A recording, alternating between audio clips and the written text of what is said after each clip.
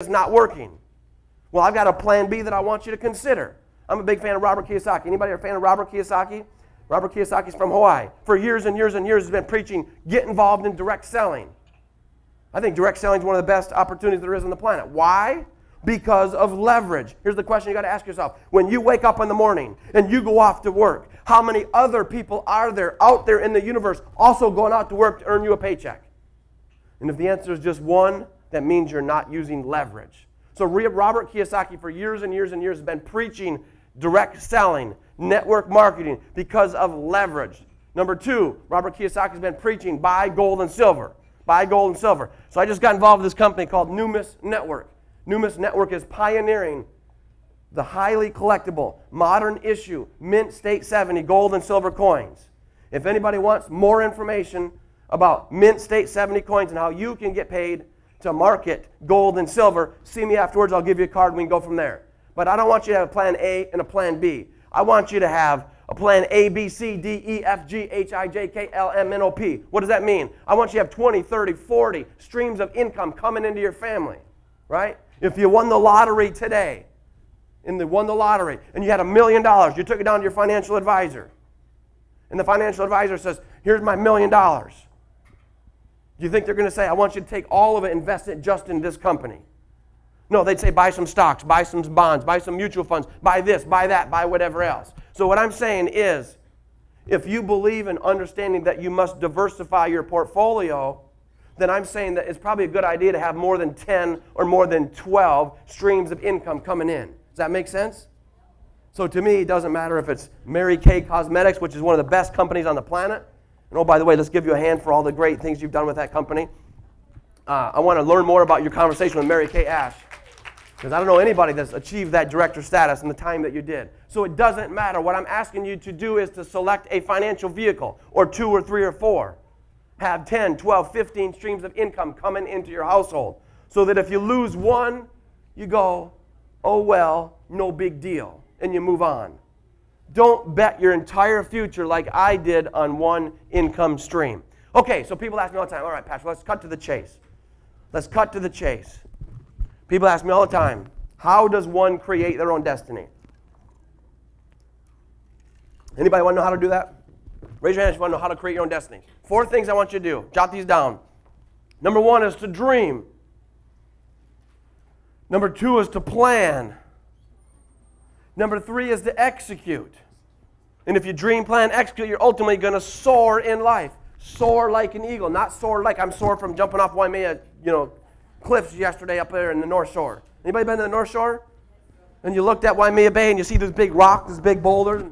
And I'm up there looking around with my teenage son and my nephew, and I'm like, man, I'm the only old guy up here. There's something wrong. My son's like, don't be a wimp. Just get up there, jump. I'm like, dude, I'm like 225 pounds. You guys jump, hit the bottom because you're 150. I go a whole lot faster than you, and I'm heavier than you. I'm going to hit the bottom, mess up the back. So I'm sore from that today, right? So I had to scooch down a little bit and jump from 20 feet. These guys are jumping from like 30 feet, right? So when I'm talking about soar, I'm talking about balancing family, faith, wealth, and health. So if you want to create your own destiny, do 4 things. Number 1 is to dream. 2 is to plan. 3 is to execute. And 4 is to soar. Dream, plan, execute, and soar. So let's talk about dreaming real quick. You know the problem with dreaming is that many of us, we only dream while we're asleep. I challenge you to wake up and to dream while you're unconscious, right? And that's what having a vision is all about. May 25th, 1961, before a joint session of Congress, John F. Kennedy says, we're going to send a man to the moon and back again, and we're going to do it in this decade. And you know what they said? With all due respect, Mr. President, with all due respect, how are we going to send a man to the moon and back again? And you know what his answer was? I have no idea. Remember, you don't need to know the how. You need to taste, touch, smell, feel, own, and emotionalize the vision. So through the concerted efforts of the federal government, of chemists, of scientists, of general contractors, all over North America, July 20th, 1969, Apollo 11 lands on the surface of the moon. But the vision was only halfway realized because it was to the moon and back again. So that's the kind of dreaming that I'm talking about. What are your goals? What are your visions? Now knowing that you don't need to know the how, fill out your goal sheets, write them down. Let the law of attraction take you to the people, the places, and the circumstances and organizations such as FAMES that can help you get that which you want. So that's dream. Number 2 is to plan. You ever heard the old saying, proper planning prevents poor performance? Anybody heard that before? Well, I've always been amazed, and I got to tell you, I love coming to Hawaii. I come to Hawaii 3, 4, 5 times a year to speak. I spoke at the Hyrie Convention in March with Paul Xavier, and then last December I spoke in here again, and I hope to speak again and again. But I'm just amazed. Every time I've been coming here since I've been 18 years old, and every time I get on the plane, I'm just amazed. It's 2,680 miles, airport to airport. So I was asking my audiences, how is it that planes from all over the West Coast, all of the Seattle planes that go from Seattle to Honolulu, how is that possible? They traverse the largest ocean in the world 24/7, 365 and never miss. How is that possible? Smart aleck kid in the school will say, Mr. Snow, I know. Because they dream, plan, execute, and soar. That's how they do it. I'm like, no, that's not what I'm looking for. We know it's pilot training. We know it's resources. We know that they've been there before, they can do it again. That they have the right equipment, that they've got fuel, right? All of these things that we know. See, when I get on the plane, I look down that cockpit, I want to see bald. I want to see old. I want to see white hair. It drives me crazy when I fly to Little Rock, Arkansas, or Burlington, Vermont, and I get on the plane and I see a kid that's like 20 years old flying his plane, right? I want bald. Like my wife thinks I'm getting bald. I tell her, no, honey, it's just a swirl. It's just a swirl, right? But that's what I want. So the answer to that question, how is it planes can traverse from Seattle to Honolulu 24/7, 365 without ever having a plane miss and drop into the ocean? You know the answer to that question? Is because the captain, the co-captain, and the flight engineer, they predetermined their destination in advance. Ladies and gentlemen, they made a decision. You know what decide means? Let's look at some other words that end in "ide." How about homicide, suicide, pesticide? Decide means the death of all other options. Ladies and gentlemen, today, August 14, 2010, I am challenging you to pre-decide your destiny. If you don't pre-decide your destiny, somebody else will do that for you. Best way to predetermine your destiny is become an entrepreneur. Write your own ticket. Be the captain of your own ship. Participate in organizations like FAMES. Network with people like Joni. Read her book, $1 Million Attitude. She'll tell you exactly how she did it and how you can do it as well. Right? So pre-decide your destination in advance. But here's the problem. Problem is the captain, co-captain, flight engineer, they're up there flying, and oftentimes they're off course. I got a buddy of mine who works for Alaska Airlines. He says, Patrick, you got it all wrong. I hope you're not out there telling people that we know what we're doing up there. I hope you're not out there telling people in the speaking circuit that we know how to get from point A to point B, because we don't. Because we got a little GPS onboard system.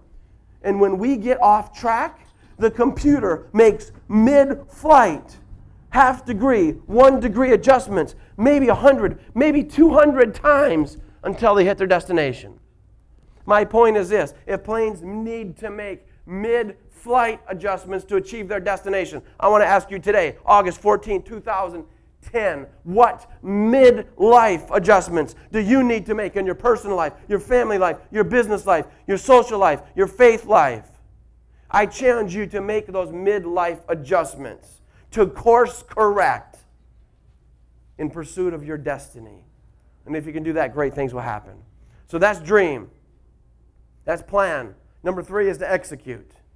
And I got to tell you this, execution is the number 1 step. Because does this work? Dream, plan, soar? Does that equation work? No, it doesn't work. It's dream, plan, execute, and soar. So Harvey Mackay said this. He said, ideas without actions are worthless.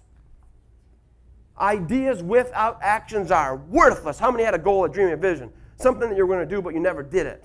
Only later to regret it. I'm guilty of that, right? I used to go camping at the Cannon Beach coast of Oregon. Anybody been to Cannon Beach, Oregon? It's absolutely spectacular. The beaches there rival the beaches here. Problem is, the water there is like 50 degrees, right? So it's like heart attack water. You get in, you have a heart attack, you get out, right? It's that cold. So we used to go camping down there. We'd go from Seattle down to Cannon Beach, Oregon. 4 to 5 hour drive. We get there, it'd be dark. I'm trying to put the tent up in the dark. Blow up the air mattresses, unfold the sleeping bags. And I had $1 million idea. Right? We got $1 million attitude. I have $1 million idea. So here's my $1 million idea that I sat on and did nothing about. My idea was to create a twofer. Do you guys know what a twofer is? A twofer is you do two things, you get one result. Right? A twofer was I was going to create and manufacture a sleeping bag that had a mattress pad sewn right into the bottom. Isn't that a great idea? A twofer, you get a sleeping bag and a mattress pad for one product. Isn't that a great idea? It's a great idea. So I thought about it. I should have done this. I should have done that. I should have done this. Pretty soon I should have all over myself because I didn't take any action. 5 years later, I look on REI, Recreation Equipment Incorporated. I get a catalog, and I'm flipping through it, and I see my twofer. Somebody took my idea and executed it. So again, I firmly believe this. Ideas without actions are worthless. So dream, plan, execute. Execution is the number one step. When I was a kid, I had 3 goals. Goal number 1, I wanted to end up on the front cover of USA Today. Front cover of USA Today. Well, how's I going to do that? I had no idea. Back in 1983, I used to deliver the Detroit Free Press. So my deal was, 1983, USA Today came out.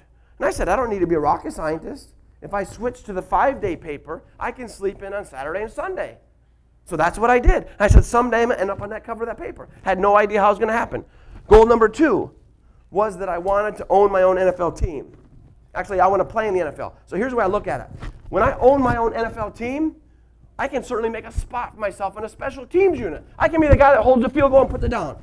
Just does this, right? To be the 50-year-old guy, like Chris Berman on ESPN, mumbling, stumbling, Patrick Snow down there holding on the ball.